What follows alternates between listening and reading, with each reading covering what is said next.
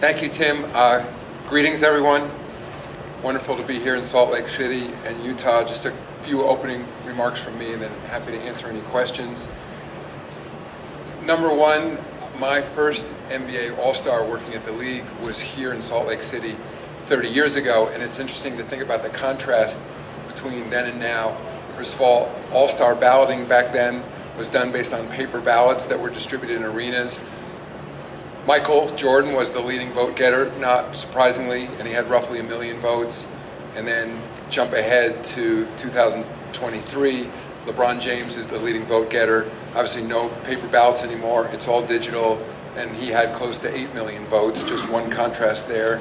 Back 30 years ago, we had 20 international players in the NBA. We have now 120 international players. Over a quarter of our league, international players, and interestingly enough, this season, our top 5 scorers in the league are from 5 different countries, and All-Stars, roughly, a third or so, are international players playing here this weekend. In terms of the magnitude of All-Star, this is our largest in our history.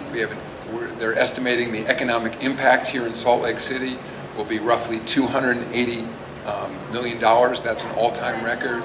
We have an all-time record in terms of hotel nights. We're occupying 33,000 hotel nights in the community here, and we have more fan events than any time in history. And then just a few thank yous from me. First of all, to Gail Miller and her family, of course, the prior ownership group. We awarded All-Star to Salt Lake City while they were still in place. They were passionate about bringing the All-Star back here to Salt Lake City. It wasn't lost on them when they were applying for 2023 that it would be the 30th anniversary, and that was very significant to them. So a huge thank you. I had an opportunity to spend some time with Gail Miller while I've been here in Salt Lake City, and she's now sort of occupying that chair as the first fan, and she still attends virtually every game. She's in her same old seats, and she's just thrilled with the way Ryan and Ashley Smith are operating the team. And speaking of Ryan and Ashley, they've been tremendous hosts for the entire NBA community that's been here. I can't think of any specific governors in recent history that have been so hands-on, not just in the planning, but they're at every event. Ryan has been on the floor, he's been coaching, he's been shooting, he's been judging, he's been running from event to event. Quite remarkable, has enormous energy and terrific ideas about ways not just to improve operations here, but around the league, and it's wonderful to have him. I also want to thank Mayor Mendenhall and Governor Cox. They've been terrific hosts. They personally have attended many events. I've been running into them at various events that I've gone to, and they couldn't have been more supportive. Just a little bit about the season so far. This has been the single most competitive season in our history as a measure of team records in terms of the closeness and measured by wins and losses around the season. I think that's a reflection of the incredible quality of play we have in this league. The dramatic number of international players now in the league. And it's interesting also that we've had probably as much player movement this year as any time in our history. And I think that speaks to teams, as we got close to the trade deadline, trying to situate themselves in the best possible position to compete going into the playoffs. And in this case, over 10% of the entire league was moved roughly in the last week before the trade deadline. And so there's so much positive happening in this league. Again, I just end my opening remarks by thanking the people here in Salt Lake City for being such terrific hosts for the league. And with that, Tim, happy to answer any questions. We're going to start first row on the left. Tim? Hi, Adam. Tim Reynolds with the AP. Good to see you again. I feel like this comes up every year. We're still navigating the space of load management and teams, even with the concessions that have been made to the schedule, the elimination of the 4 and 5s and things of that nature. Some teams aren't practicing. Some teams have practiced fewer than 10 times all season, if you don't count game day walkthroughs and shoot-arounds. Has anything come up with the union as far as making the season longer in terms of the 170-day format, or is there a chance that you go to 72, 75, 78? Is that ever going to be on the table? So, Tim, I'll never say never ever. It's interesting, you'll recall only 2 seasons ago, coming out of the bubble season, we played a 72-game season. Now, the footprint was slightly smaller, but it was an interesting experiment because it didn't change team behavior all that much in terms of the focus on load and players. To your point, it's not just gameplay, but teams deciding not to practice, teams deciding to do whatever they can to maintain players being in an optimal position to compete during games. It is an ongoing conversation with the Players Association. This isn't a new issue. There's nothing particularly happening this season that we haven't seen happening over the last several seasons. I understand it from a fan standpoint that if you are particularly buying tickets to a particular game and that player isn't playing, I don't have a good answer for that other than this is a deep league with incredible competition. But the mindset of our teams and players these days, it's, as your question suggests, it's not just a player issue, is that they should be optimizing performance for the playoffs. And the difficulty is fans of that team, of those teams, want them to do that as well. I mean, just think about some of the injuries we have now going into AllStar. I think for fans, if you had said that if Steph Curry had missed these 2 games at this point early in the season, if it was that formulaic and people said, and therefore he'd be healthy today and he'd be here, maybe people would take that trade-off. So it's something that I don't think we're approaching it necessarily in an adversarial way with the Players Association. We're working collectively together with our doctors, our data scientists, and trying to see if there's an optimal way for player performance. If it means at some point we conclude that we're better off elongating the schedule, so to reduce back-to-backs, for example, that's something that's worth looking at. If we thought it made sense to reduce the number of games, we would, but there's no data right now that suggests, as I said, based on some prior experiments, or even as we look at the data over the course of the season and when players get injured, you would think that it would be the case that injuries would increase as the season goes on, and that's not necessarily it either. It may be that there's a fair degree of randomness in terms of when players get injured. I'll say one thing. I know that talking to players, I think part of the realization these days in playing in this league is that this is a year-round pursuit now, and I think part of injury avoidance means how players are treating their bodies year-round, how teams are interacting with players year-round, and using the best data to conclude what is it that will allow players to stay healthy and on the floor as long as possible. So that's a very long-winded way of saying we are very focused on it. We hear it from our fans when players aren't there, but and we think we can do a better job, but we don't have a specific solution yet. First row on your right, Malika. Malika Andrews, ESPN. Hi, Adam. Hey. You mentioned 10% of the league moving ahead of the trade deadline, and that includes some pretty big-name players, namely Kyrie Irving, and in the case of Kevin Durant, someone who had a lot of time, a lot of money left on his contract. And KD said today that he feels like, I'm summarizing, but that's good for the league because of the attention it draws. Where do you fall on that? Well, where I fall, when it comes to player movement, I generally think that's positive. In fact, we designed this current collective bargaining agreement with shorter contracts, for example, with the way free agency works, to allow for that. Because, I think for fans, you don't want your team to be locked into mediocrity. You want teams to be in a position with smart management where they can rebuild or make smart moves, or frankly, for both teams and players, work themselves out of bad relationships.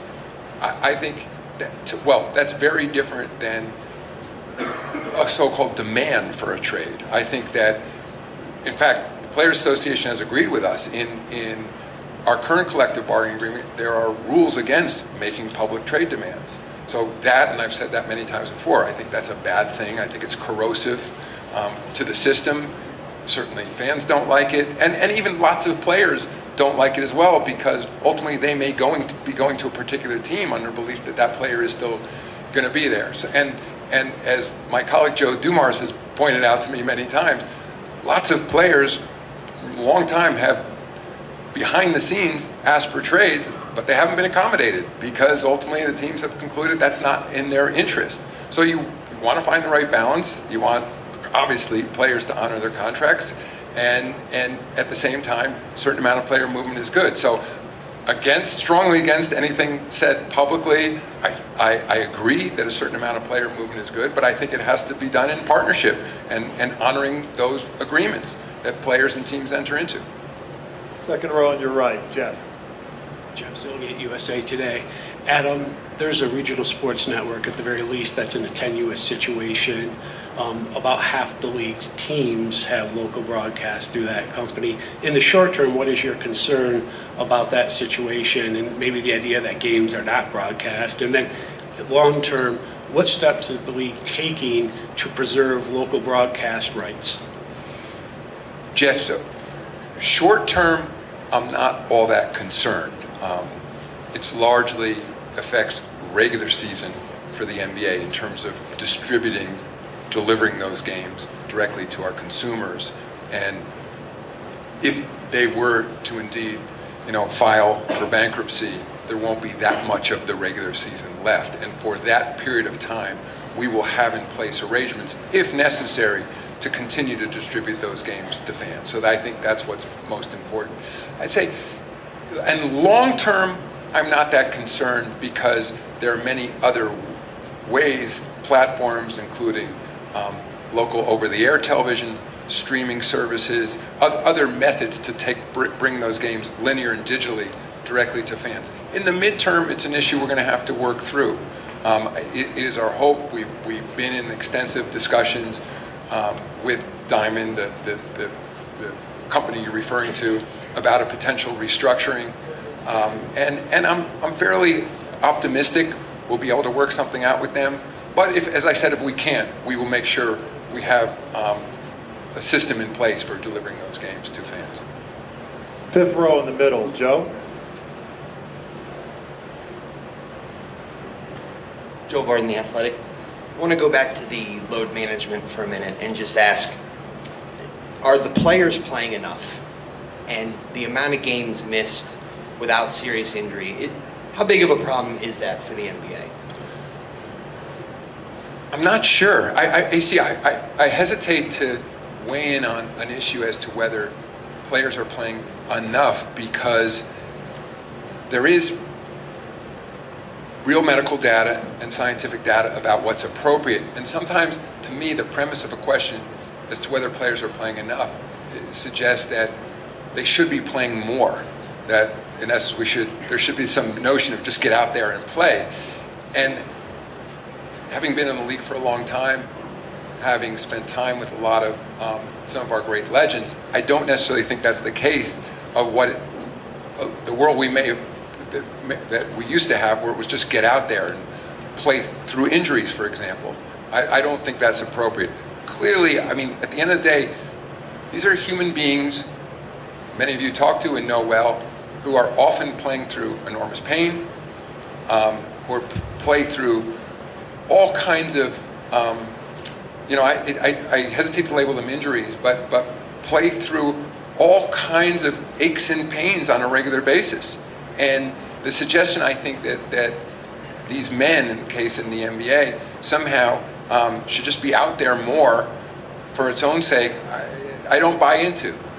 I think, on the other hand, then there's the fan aspect of saying, all right, well, if that's going to be the case, that players are not going to be able to participate in a certain amount of games, what should the response be from the league, and how should you be presenting your product?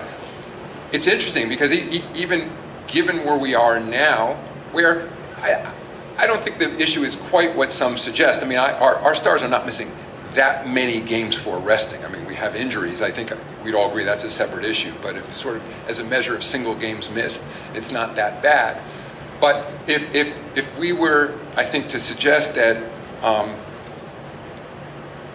that's going to be the case that is going to be the case going forward, I then look at the data and think, all right, well, this year we're going to likely break the all-time record for tickets sold. We're likely going to have the all-time record for season ticket renewals. So our fans aren't necessarily suggesting that they're that upset with the product that we're presenting. And our television ratings are holding up, despite the earlier question about decline in certain traditional cable infrastructure. So whether we may need to reset in a certain way in terms of expectations, I think there are some things around the edges we can do in talking to the Players Association that may create a bit more incentive for certain players. But I think there are a few prominent examples out there of certain players who've been in the league for a long time, who legitimately may need on their bodies additional amount of rest that aren't necessarily indicative of the greater league, where you have some of literally the most competitive people in the world who want to be out there every night playing at full strength. So as I was saying to Tim before, I think we have to continue studying this. At the end, there's a marketplace of fans who at the end of the day are the ultimate adjudicators of whether this is a product worth watching and paying for.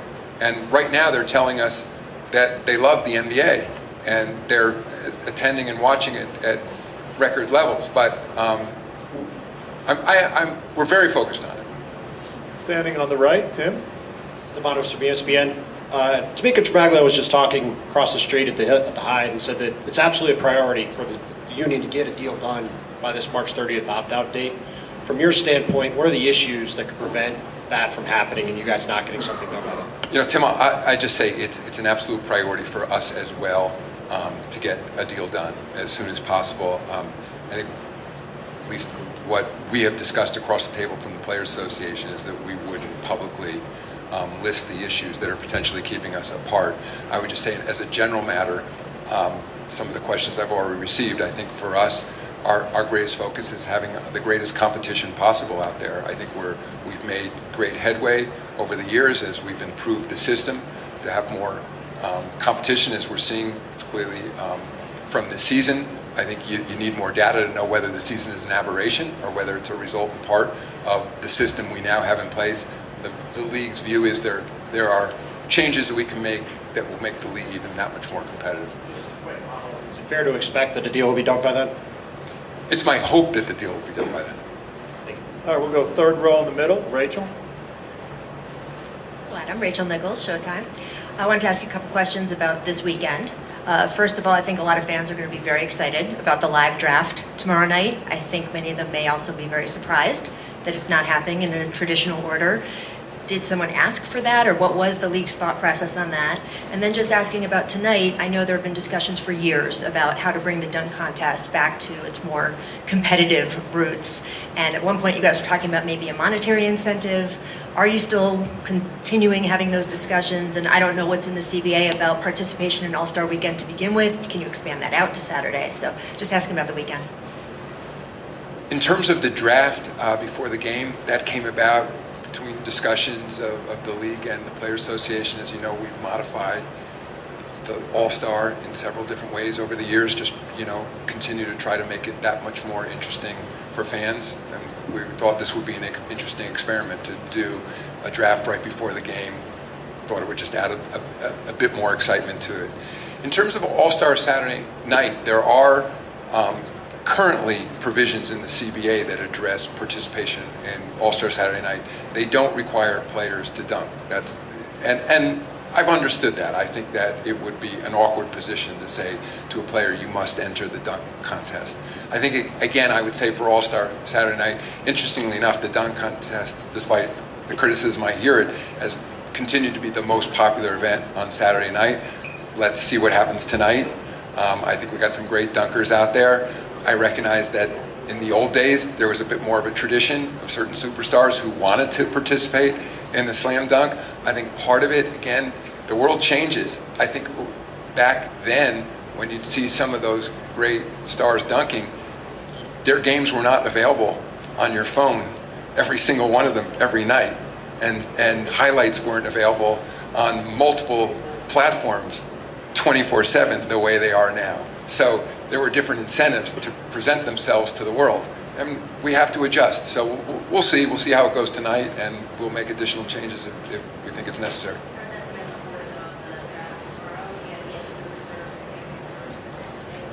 I'm sorry. Yeah, that was just, that's what we decided when we sat down with the union. We'd do the reserves first. Second row, white sweatshirt. Yes, thank you. Hello, Mr. Silver. I'm Tony Cañaveras from Mundo Deportivo from Spain. And my question is, I know that right now maybe it's a surrealistic scenario, that right now is not possible, but in the future would be possible a type of competition between, a type of tournament between NBA teams and EuroLeague teams, not just friendly games? Thank you. Over the years, we've had some different tournaments where NBA clubs have played European clubs. I'm sure you recall we had the McDonald's Championship many years ago. It's something we'll continue to look at. I think it's a question of creating the best possible competition, and part of the issue is our cycle of our season versus the EuroLeague. I don't think it's realistic that a team, for example, would finish the finals after what we've all talked about as a very long season and then go yet play in another tournament. And then often, because of player movement in this league, it's a different team the following fall, and yet they're not, conditioned yet. They haven't had an opportunity to gel as a team, and then they would enter directly into competition. I think long term, the way we should be looking at this is, and it may address the issue of the long regular season. I mean, for example, we've talked about an in-season tournament to create some additional excitement during the regular season. It may be that at some point there's an in-season tournament, but it includes clubs from outside the NBA. So those are all ideas we'll continue to look at. We're going to do third row in the middle. Gary? Adam, Gary Wash from Boston Globe. How do you think the Celtics handled the Ime Udoka situation? Has the league learned anything from this? Is he subject to a personal conduct issue if he returns to coach? And has the league learned, or will it take more seriously workplace situations like that? Well, I think the league takes extraordinarily seriously workplace situations. In the first instance, as it works in the NBA, it's for the individual club to handle a workplace situation. I think in this case, I have no reason to believe they didn't handle Ime's situation appropriately, and I'll leave it at that. I mean, I think they handled it appropriately. All right, we're going to go 5 rows back in the Howard. Howard Beck, Sports Illustrated. Hey, Adam. Curious about the Garden's use of facial recognition technology. I know the league's stance has been that there is no prohibition on this, but according to the reporting that's been out there, they've used this essentially to target anyone, whether fans or potentially media, who are critical of them. So I'm curious more about, does the league view this as an appropriate use of this technology for that team or any other in your league? Howard, I've never heard that Madison Square Garden is using facial recognition technology to target members of the media. And I'd say in terms of their use of it currently directed at those who are litigating against them, as I've said previously, our only rules are that they comply with local law. And from everything we understand right now, Madison Square Garden is complying with local law. And at least so far, we have not deemed it appropriate that we should be stepping into those situations. Go second row in the middle, Andy. Hey, Andy Larson, Salt Lake Tribune. Wanted to ask, recently anti-trans legislation was passed here in Utah, and Utah Governor Spencer Cox was asked about whether or not the All-Star Game would be affected by that. He said, we've had those discussions with the NBA for quite a while. That's really changed. They're trying to get a little bit more out of those culture wars as well. Is that something that you agree with? And in general, how should the NBA approach human rights issues? Well, I think our track record is absolutely clear for decades about our focus on human rights issues. I would say in terms of a specific issue in a state or in a market, they're all, specific to that situation. I would just say we don't have a general policy going into it. I think here we work successfully, as I said earlier, with Governor Cox on bringing this All-Star game to Utah. I think we've ensured that for working directly with the Utah Jazz, that certainly for all our events, whether in the arena or the fan events outside the arena, that we absolutely protect the individual civil rights of any of the participants. All right, we're going to take 3 more. Standing over the right, Scott. Got Agnes Fieldhouse Files over here, Adam. Thank you. After a 3-year postponement, Indianapolis will get the All-Star game next year. I'm curious about your feelings about that, and also what Herb Simon has meant to this league. Well, Herb Simon is currently our longest-standing governor in the NBA. He has been a force of innovation and constructive change over the years. I think other governors in the league would say he's done extraordinary service to the league. He's a former chairman. He serves on the equivalent of our executive committee. He's become a close friend of mine. I know that even for incoming new governors into the league, Ryan Smith being just the most recent example, he's made himself available to them to say, in my decades of experience now in the NBA, please call me if there's any way I can assist you. So I'm thrilled that we were able to reschedule that COVID, All-Star game to Indianapolis. I know Herb Simon and his son Stephen are here. Rick Fuson, team president, is here together with a team of people from the Pacers and Indianapolis to study the great things that Ryan and Ashley are doing here and the community is doing here. And as I love about our team, seeing if they can up it yet another notch when we get to Indianapolis. So I'm already looking forward to it. To the 3rd row in the middle, Melissa. Hey Adam, Melissa Rowland, Fox Sports. I'm wondering if there's any concern with the seemingly very stark difference in opinion of some superstars feeling like they should be able to make public trade demands and you calling it corrosive. Is there any concern that this is such a hot button issue that this could lead to a breakdown in potential CBA negotiations? I'm not, because as I said earlier, we already have agreed with the Players Association that public trade demands are inappropriate. It currently exists as conduct detrimental in our CBA, and that has not been an area of discussion between us and the Players Association. All right, the final question, 5 rows back on the left. Yeah, Andy Scholes, CNN. With the league being as talented and as deep as ever, have there been any discussions on expansion recently? There haven't been any discussions on expansion recently, and what I've said before, because the topic comes up a lot, I'd say mainly people asking me or others in the league about it, is that it is natural at some point that an organization expands. In this case, because we're both in a CBA cycle and a national media cycle, our current deals are up in 2.5 years. The view from our governors has been, let's figure out exactly what the new CBA looks like. Let's figure out what our new media deals look like. Then let's think about expansion. So invariably we will. There's no active discussions in the league office right now, but we'll turn back to it in a few years.